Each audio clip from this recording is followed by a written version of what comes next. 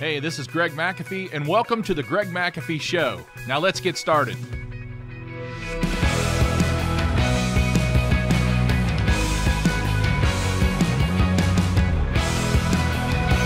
And welcome back to the Greg McAfee Show, where we discuss steps to successful entrepreneurship, how to take your business to new heights, and ultimately follow your dreams. Today we're going to be discussing stay in the ring. Don't quit. You know, as business entrepreneurs, we're a special breed of people. We see opportunities at every slow service, at every poor product, and at every unmet need. I mean, I know I do.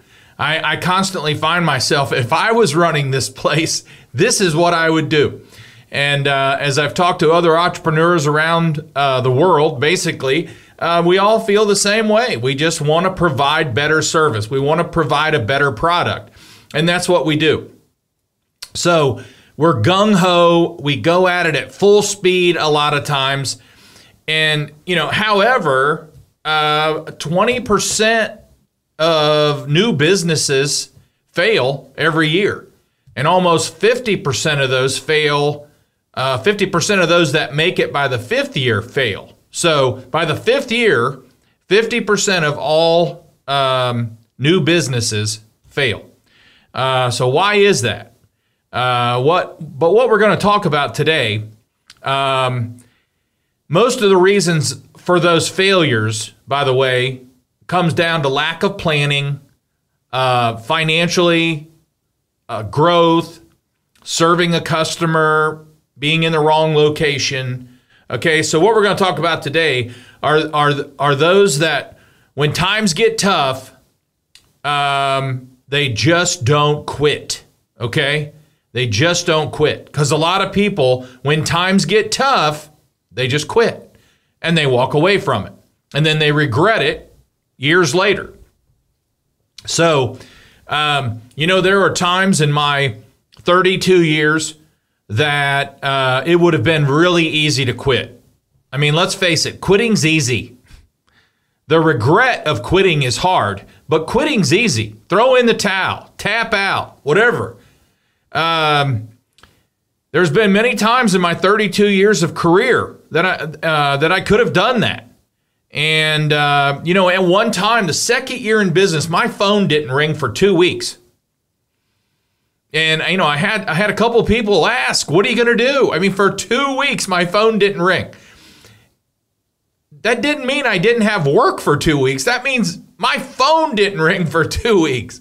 That would have been a great sign if I would have taken it that way, that this isn't going to work. Maybe I shouldn't have started a business. But I just kept plowing through. Many times I had lack of capital. I built a new building, got all the walls up, and they collapsed, completely collapsed. The builder didn't have the right support on the walls, and they collapsed. It was depressing, I must say. But a lot of people would have quit. Quitting's not an option for a lot of people. We did this big apartment job, 500 replacement units, and then added air conditioning to them, and everything was going well. They were paying on time. Everything was going well. We took a break for a month, and when we came back, they said, just go ahead, get started. We'll get back on the pay schedule. And it kept going until they owed us almost $200,000. And at the time, I was still in a garage. We were only doing somewhere around $500,000 to $600,000 a year in sales, and they owed us $200,000. Let me tell you, folks, I was getting stressed. I was having heart palpitations. He kept promising me, you'll get paid, you'll get paid. Well, little did I know that he hadn't got approval from the bank to start the job back up. They did pay us, and we got paid. And as of today, I'm not having any heart palpitations, but I'm sure it didn't help my heart. Some of you know, last year I had a quintuple bypass. out of the blue.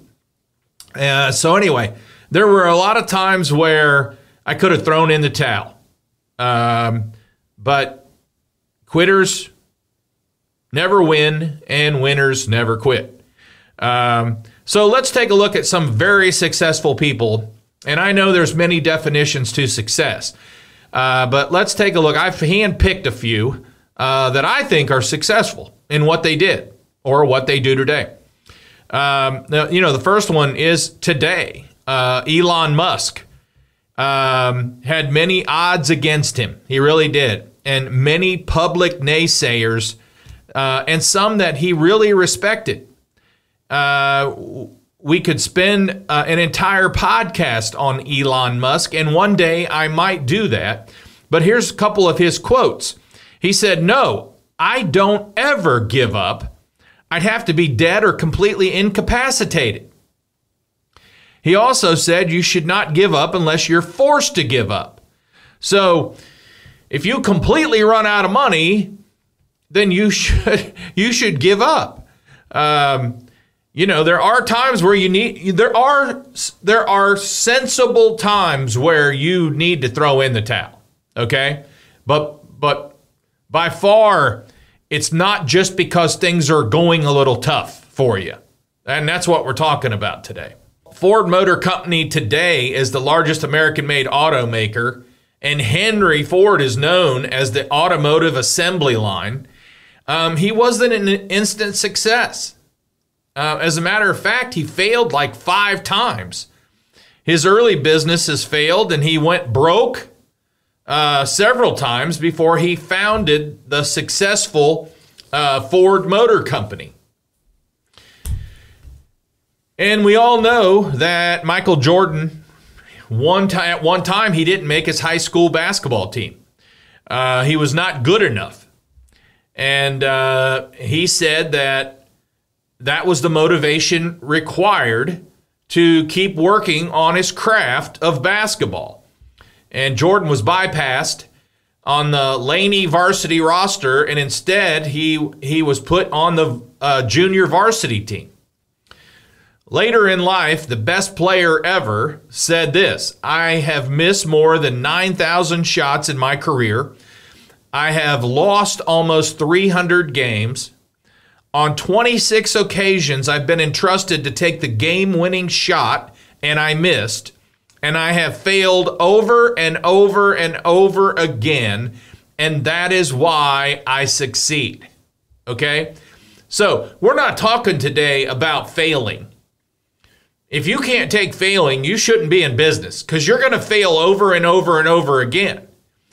But what we're talking about today is every little failure, people throw in the towel. They quit. They tap out. Tapping out, man. Tapping out early. So Michael Jordan knew, I'm going to fail. You know why? Because I'm taking more shots than probably everyone else. I'm going to miss more shots. It's like Babe Ruth struck out. He had more strikeouts than he did home runs. But what's he known for? Home runs. Michael Jordan also said this, a lesser known quote, but equally as powerful: "Obstacles don't have to stop you. If you run into a wall, just don't turn around and give up. Figure out how to climb it, go through it, or work around it." Amen. By the way, Michael makes today $400,000 a day. His net worth is $1.7 billion today. And he was cut from his high school he wasn't cut, rather. He did not make the basketball team, and they put him on the JV team. Okay? But think about that. I'd say he's a success. Now, a guy by the name of Walter Disney was fired as a young man from his newspaper. Why was he fired? Because they said he lacked good ideas. That's just so comical. The most creative guy in the world, who invented Mickey Mouse, was fired because he lacked good ideas. Well, then he started his first animation company in 1921, but that quickly went bankrupt. He ended up eating dog food, literally. Walt Disney ate dog food to survive. If you were subsisting on dog food because of failure of your first animation company, would you start another animation company? Probably not. But that's exactly what Walt Disney did. In fact, he had to restart several times after but before they finally became a success. In today's money, Walt Disney would be worth around $40 billion. It's like 35 times more than Michael Jordan. I mean, think about that. And he was fired how many times? And he failed how many times? But he didn't throw in the towel. Walt Disney was so visionary that when he built the Walt Disney, he built the parking lot first because he knew how many people would attend. Okay, well then everyone's heard of Sears store, but it's actually called Sears and Roebuck. Even today, it's Sears and Roebuck Company. In 1945, they were doing $1 billion in sales. In 1945, they were like the largest department store in the world. That's equivalent to $13 billion today. Roebuck decided he wanted to quit and asked Sears to buy him out for $20,000. That was back in like 1898, somewhere in there. Sears was like 30 years old and Roebuck was 28 years old. And Roebuck said, I don't want to do this. I don't want to start a business. I don't have what it takes to start this business. Buy me out for $20,000, which in today's money was about $650,000. Now, fast forward about 45 years, and they were doing $1 billion a year in sales. Roebuck quit. He threw in the towel way too early. Now, in 2000, this is not a person, but it's a business. J.K. Rowling said this. She said, I had failed on an epic scale. An exceptionally short-lived marriage had imploded, and I was jobless. A lone parent, as poor could be, without being homeless. The fears that my parents had for me and that I had for myself had both come to pass. And by every usual standard, I was the biggest failure I knew. Now, if you don't know who J.K. Rowling is, she came out of that failure very strong and more determined. And that was the key to her success because she ended up writing the Harry Potter novels. And today, her net worth is $1.1 billion. Okay, and we all know Apple. You know, I've got an Apple phone. Don't have it with me here, but Apple started off with 2 guys in a garage, okay? Years later, we know it as a multi-billion-dollar company and actually the first company to do $1 trillion.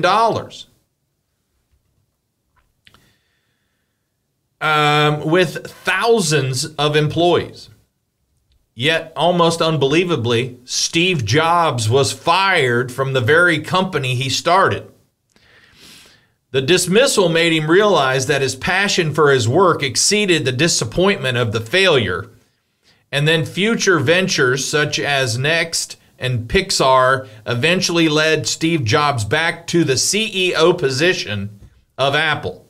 Now, Jobs said this back in 2005, I didn't see it at the time, but it turned out that getting fired from my own company was the best thing that could ever happen to me.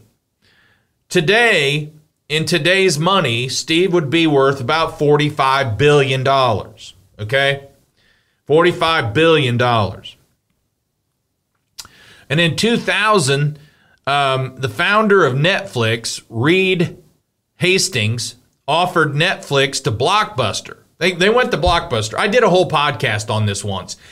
They went to Blockbuster and they said, you know, what you guys are doing is great, and I think if we put these two together and I run this part and you guys continue to run this part, we'll kill it. I'll let you have Netflix for $50 million. And you know what they did? They laughed at him. They laughed at him.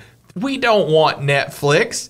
It's a worthless company to us. Really? You know what Netflix is doing today? Somewhere around over $30 billion in sales today.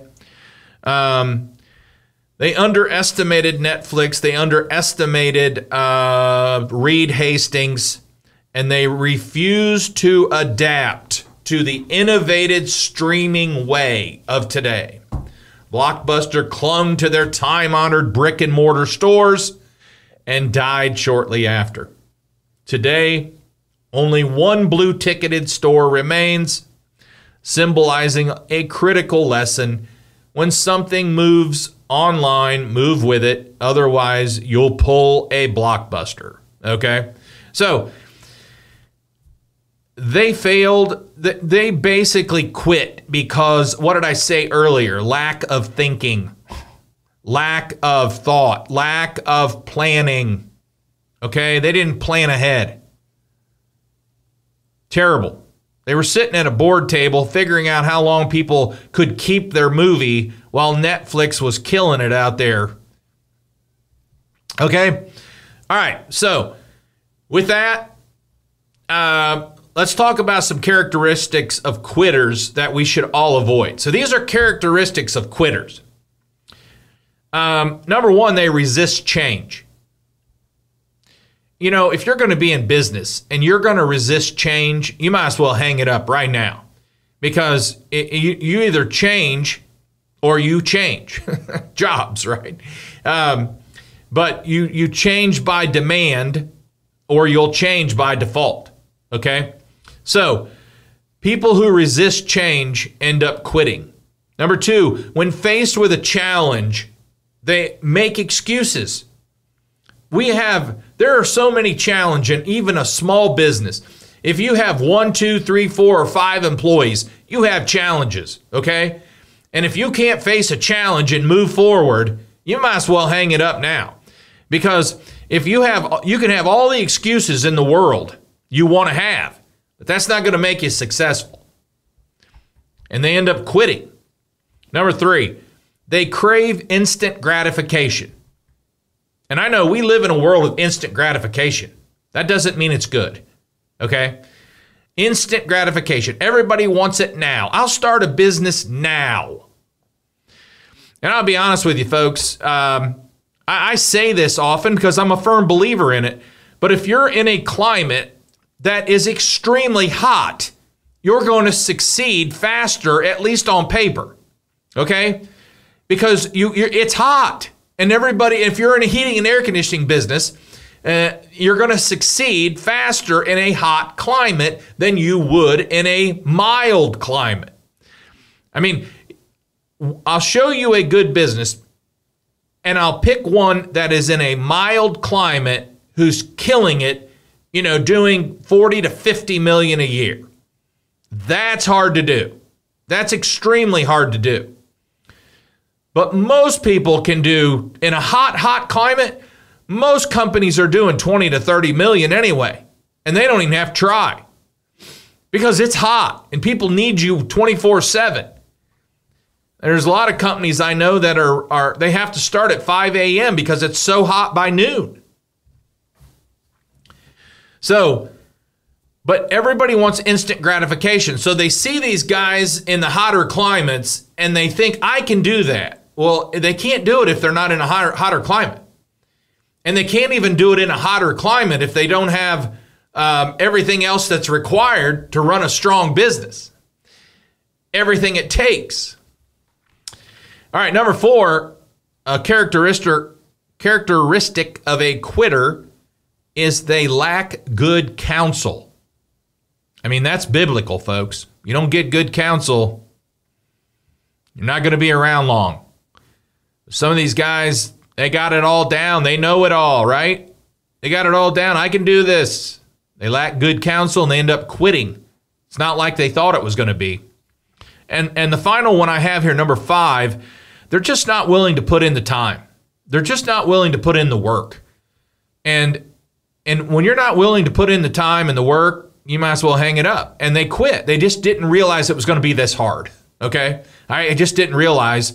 I thought I could work 40 hours a week. I thought I could still go on vacation the first 5 years. Just doesn't work that way, and they quit. It's not easy. If it was easy, everybody would be doing it. Okay?